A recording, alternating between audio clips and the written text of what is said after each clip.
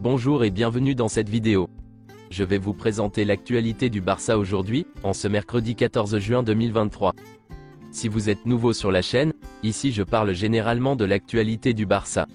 Donc n'hésite pas à t'abonner, et appuyer sur le bouton j'aime pour me soutenir. Merci, et commençons.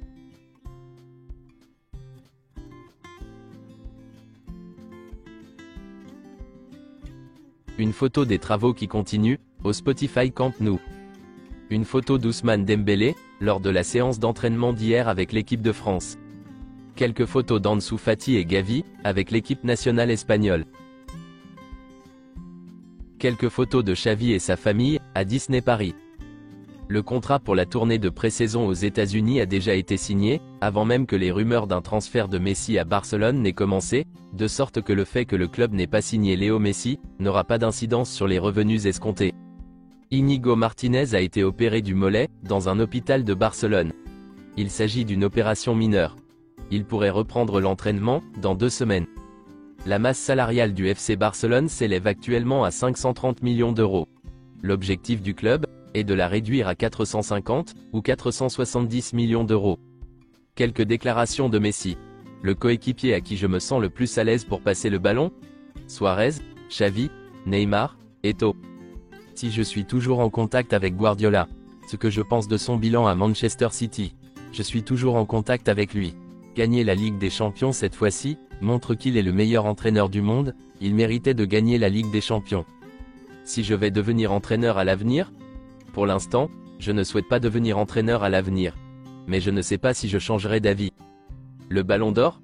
À ce stade de ma carrière, s'il arrive c'est bien, et s'il n'arrive pas, il ne se passe rien.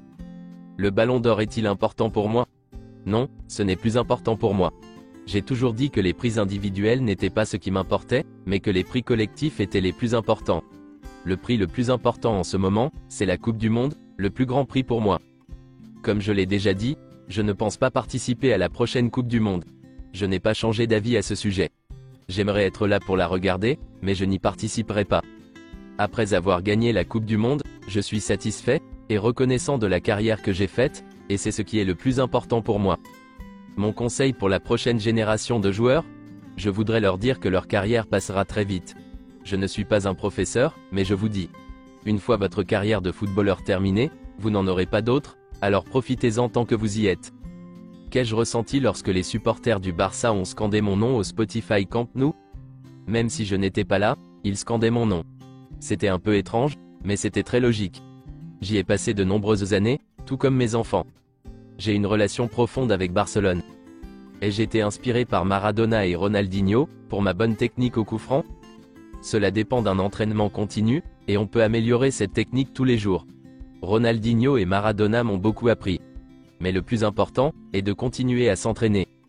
Abdé n'est pas sûr d'avoir du temps de jeu à Barcelone, et il aimerait rejoindre le Real Betis, qui s'intéresse à lui. Le Barça n'a pas exclu le scénario d'un maintien de Serginho Dest, pour la saison prochaine, s'il ne trouve pas de solution à la situation du joueur. Pour l'instant, aucune offre n'a été faite pour Dest. Selon Fabrizio Romano, Jordi Alba est maintenant en négociations actives, pour rejoindre l'Inter Miami. C'est une possibilité concrète. Jordi Alba a reçu 2 propositions de l'Arabie Saoudite, il n'a pas encore pris de décision finale. Le joueur évaluera ses options, et prendra une décision dans les prochaines semaines. L'Atlético Madrid, l'Inter Milan, l'Inter Miami, et un club d'Arabie Saoudite, s'intéressent à Jordi Alba. Le joueur prendra sa décision après la Ligue des Nations. Amrabat veut décider de son avenir le plus tôt possible. Si le Barça veut le recruter, il doit agir rapidement. Le dernier contact entre Xavi et Amrabat remonte à une quinzaine de jours. En ce qui concerne Gundogan, l'accord avec le Barça était verbal, et au cours des dernières heures, le club n'a pas envoyé d'offre formelle à son agent. Manchester City essaie toujours de le renouveler pour 1 an, et l'Arabie Saoudite et d'autres équipes de Première Ligue s'intéressent également à lui. Si Gundogan accepte de venir au Barça, il pourra être enregistré. Le Barça attend sa réponse. Le Barça craint que Manchester City n'augmente ses chances de renouveler le contrat de Gundogan, surtout après avoir remporté le triplé. Selon Mundo Deportivo, le Barça a contacté le Bayern Munich, pour l'informer de son intérêt pour Kimmich, mais le club allemand a refusé de laisser partir le joueur. Kimmich espérait que le Barça lui ferait une offre, pour mettre la pression sur le Bayern, Mais cette offre n'est pas arrivée. Une question a été posée à Kimmich, et la voici. Avez-vous remarqué l'intérêt de Xavi et de Barcelone? Kimmich a répondu en disant ceci. C'est difficile de ne pas s'en rendre compte. Ce n'est pas quelque chose auquel je pense. J'ai encore 2 ans de contrat avec le Bayern, et nous avons de grands projets. Rafa Just, Deco, et Matteo Almani ont rencontré Jorge Mendes lundi. Ils ont parlé d'Ansu Fati, de Nico, de Ruben Neves, des renouvellements de Baldé et de Lamine Yamal, entre autres. Le Barça a rencontré Jorge Mendes pour forcer le départ d'Ansu Fati cet été. L'agent d'Ansu Fati, Jorge Mendes, s'est exprimé sur son avenir, en déclarant ceci. Ansu Fati veut rester.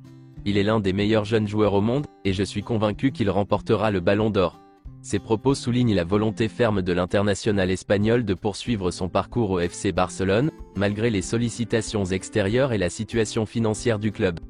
Son agent, Jorge Mendes, exprime une grande confiance en l'avenir du joueur, et en son potentiel pour devenir l'un des meilleurs joueurs du monde. Selon les informations de la presse espagnole, le FC Barcelone a enfin bouclé le recrutement du jeune Vitor Roque. Le FC Barcelone aurait trouvé un accord avec Vitor Roque, pour un contrat de 5 ans, jusqu'en 2028. Le club paiera 40 millions d'euros, en 3 fois, pour sa signature. Cependant, cette transaction ne sera pas officialisée immédiatement, afin de permettre au club espagnol de respecter les règles du fair play financier de la Liga, et de réaliser au moins 3 ventes, pour inscrire le joueur brésilien. Pour la saison prochaine, Vitor Roque sera la doublure de Robert Lewandowski, avec pour objectif de prendre la relève du Polonais à long terme. Deco a joué un rôle très important dans la signature de Vitor Roque. C'est tout pour aujourd'hui, et merci d'avoir suivi la vidéo. Mettez un j'aime si la vidéo vous a plu, et n'hésitez pas à vous abonner, pour ne pas manquer les prochaines vidéos. Merci et à bientôt.